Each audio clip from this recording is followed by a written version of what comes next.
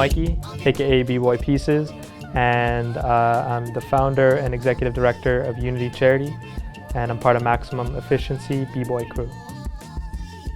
When I was 12, I saw some B-Boys doing these crazy spin things, like upside down on one hand. Apparently it's called a 1990. I learned that when I was about 12. And I was at a bar mitzvah, and little did I know that I was watching the Boogie Brats, which is a legendary B-Boy crew all over the world, and they were performing at a bar mitzvah. So anyways, I used to, before that, when I was like 7, 8 years old, I used to be in gymnastics. So I used to like jump on those bars and like do flips and whatever. But I eventually quit gymnastics. I didn't enjoy it after they started to try to make it competitive. So in all honesty, like I took some of the things I loved about gymnastics, like the handstands, and I would just train all over my house. I would like walk towards the door and like turn off my light, or like learn to like walk in circles or walk down my stairs because it really pissed off my mom. So this type of stuff was, you know, I didn't know what I was doing with this handstand thing, but I was doing it a lot. That's pretty much, you know, my childhood. But then when I saw the Boogie Brats throw down at this bar mitzvah, I just like lost it. I was just like, what the hell is that? I need that. So I went home and I looked up breakdancing or b-boying, and I checked out breakdance.com, which was the site that existed at the time. And the best you get is a GIF animation. So you'd see like a windmill like this, or like a 6-step, like each step, and you had to like decipher how they got there. So it was pretty terrible. And you were lucky if you got a GIF, because usually you would get just a text description. Then YouTube came out and the whole world exploded with this idea of being able to like see what was happening in dance. Before that, like you have to go to a VHS tape, which you have to pay $40 to $60 for like Freestyle Session 3, and you'd have to wait like a month for it to come from California. So I had the Freestyle Session 2, Freestyle Session 3 tapes, and this is the only thing you could see of b-boying. You couldn't go on YouTube and be like, most 1990s, and see like Seiko doing 30 1990s. Like you could only see this one video. But I was really inspired when I saw the Cujo video. That was one of my biggest inspirations, and Crumbs.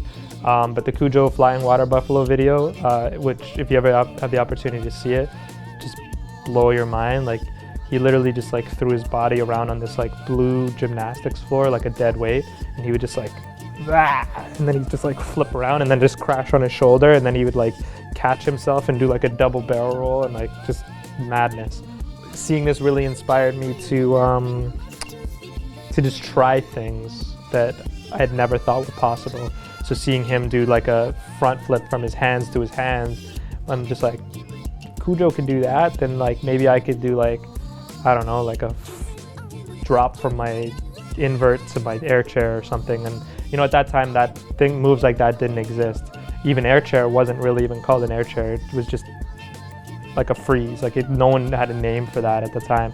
So I was really into like pushing the power and the limits of power within the dance, and freezes and stacking. So I really messed around with that, and doing handstands for like 10 years before that really helped me out, because when I was like 12 and 13, even though I just started at that age, I was able to like just do whatever I want. So I could like throw my body and like jump on my hands and catch myself, or like do elbow freeze stacks and like all this stuff. Anyways, I took a class with Benzo. From Bag of Tricks. He was one of my bigger inspirations at the time, and he showed me all the basics, and he helped me out with a lot of my power and all the stuff I was working on.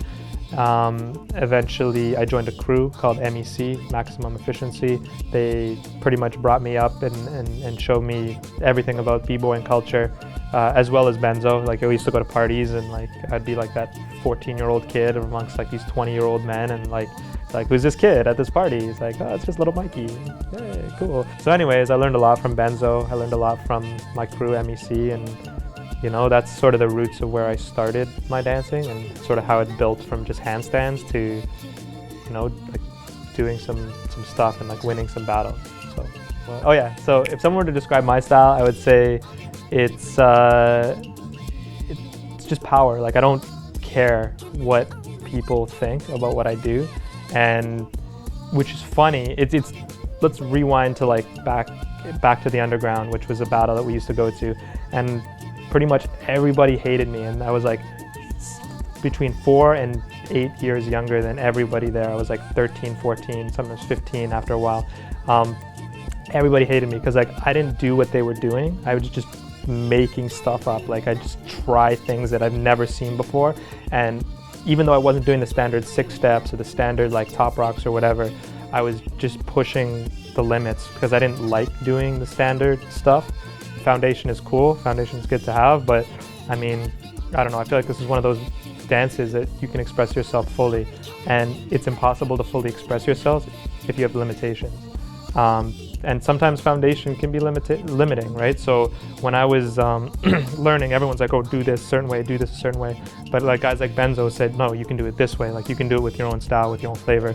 But so as I grew up and I was going through these battles, like I would just do stuff like people didn't know what it was. And like I wasn't perfectly clean, but at that time, the battles weren't about like how clean and perfect your stuff was. It was just about like how crazy the move was. So I won like 23 battles in like 4 years in Toronto and, you know, Montreal. I went all over the place to just like get my name out there, and it wasn't about winning, even though my dad always used to say it's not about whether you win or lose, as long as you win. But he's just being silly. But like in all honesty, like it has nothing to do with the battles or about winning. It's just about, you know, doing what I love to do and getting recognized for that was that was a bonus. You know what I mean? You know, if you're a dancer, then like I would just say just either be yourself or just stop dancing, because there's no point in doing this if you're doing it for some other reason but for yourself. I would say I'm not as serious as people actually think I am. I'm actually one of the silliest and most ridiculous people you may ever meet. I'm really quite odd, if you will. I have some very bad jokes that you probably won't laugh at. Oh, I got a good joke.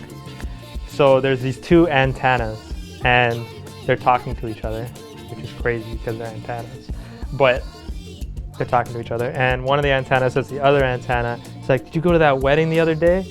It was amazing. They had such delicious cake and the dance floor was so bumping. It was wicked. But the best part was the reception, because they're antennas. No? Okay.